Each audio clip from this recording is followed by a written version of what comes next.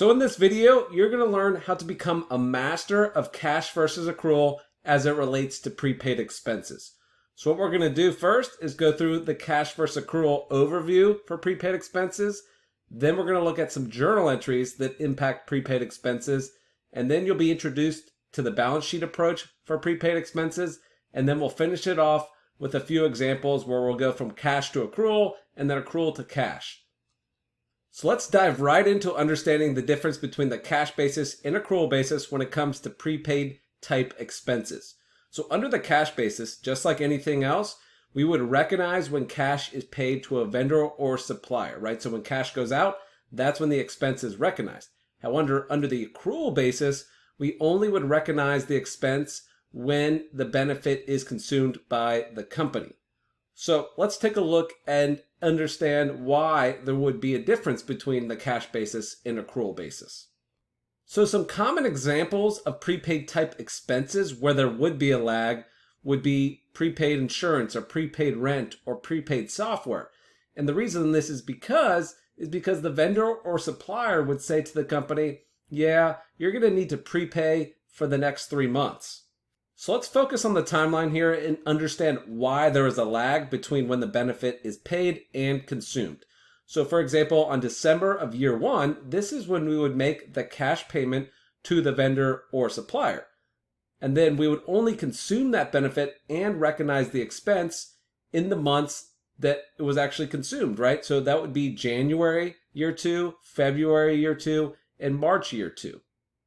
So you can see there is going to be a difference between when the cash is paid and when we should recognize that expense. So that is why under the accrual basis, we have the matching principle. We must match the periods that the expense is recognized when we've consumed that benefit. And that's going to be different than when the cash is actually paid to the vendor or supplier. So under the accrual method, well, if we make a prepayment, we need to record a prepaid expense, which is an asset on the balance sheet. So we need to understand what would cause that to increase and what would cause that to decrease. So that balance is going to increase when we make a payment to a vendor or supplier in advance for future goods or services, right? These are going to be referred to as benefits in the future. So again, anytime we make a prepayment in cash to a vendor or supplier, that's going to increase our prepaid expense balance on the balance sheet. Now it's only going to decrease when the company utilizes the benefit and recognizes the expense, right? And that could be over the subsequent months or full year. So let's go through some journal entries as it relates to prepaid expense because it will help make more sense. So let's take an example here where it says that rent is $50 per month, but the company was required to prepay 3 months of rent, which totaled a prepayment of $150. So using the same timeline that we discussed before, well, in December of year 1, we would make that prepayment for 3 months of rent for a total of $150.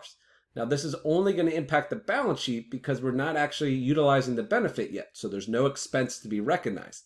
So we would debit prepaid expense for $150 and then credit cash for $150.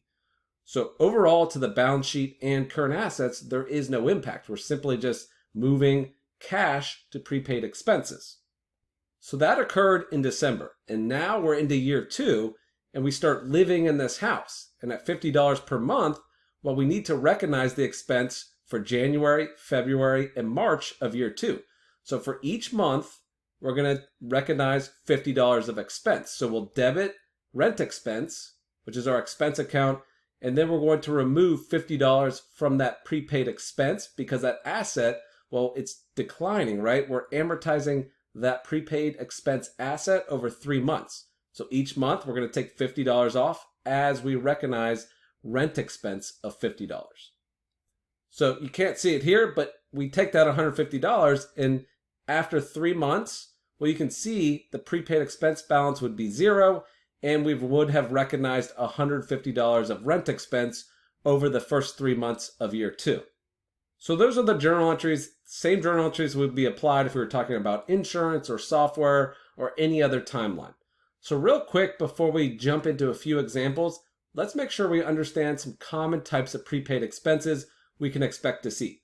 So the 3 main types are just going to be prepaid rent, prepaid insurance, and then prepaid software. right? Like think about a Salesforce license where you prepay it 1 year in advance, but then you utilize it for the full subsequent year, right? So that's going to be a prepayment. So now it's time to introduce the prepaid expense roll forward before we get into a few examples, because this is the method we're going to use for no matter what the question's asking. So it's always going to start with the beginning prepaid expense balance, and then it's going to be increased for any prepayments in cash or cash payments made, and then it's going to be decreased for the expense recognized, and then we're going to be left with the ending prepaid expense balance. So we'll start with a cash to accrual question. Now we know it's cash to accrual because it says what amount of rent expense would be recorded on an accrual basis. So they're asking us for the accrual amount, and look, they give us the amount of cash paid. So that's why we're going from cash to accrual. Now they also give us the beginning and ending prepaid expense balances. So the first thing we're going to do is plug in the beginning and ending prepaid expense balances. So the beginning balance is $500, the ending balance is $250. Then we're going to add in the prepayment in cash, which is $400. And then the amount of expense recognized, that's what we need to solve for. That's going to be our plug. Now, the important thing to remember about the balance sheet approach is that it must always balance.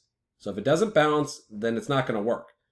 So the only amount that causes this roll forward to be balanced here is going to be $650 of rent expense recognized, right? It's a negative amount because when we recognize expense, that reduces the prepaid expense balance. So that's how we know it's correct, right? And now this roll forward balances, so we're all set, and we know that expense in the period was $650.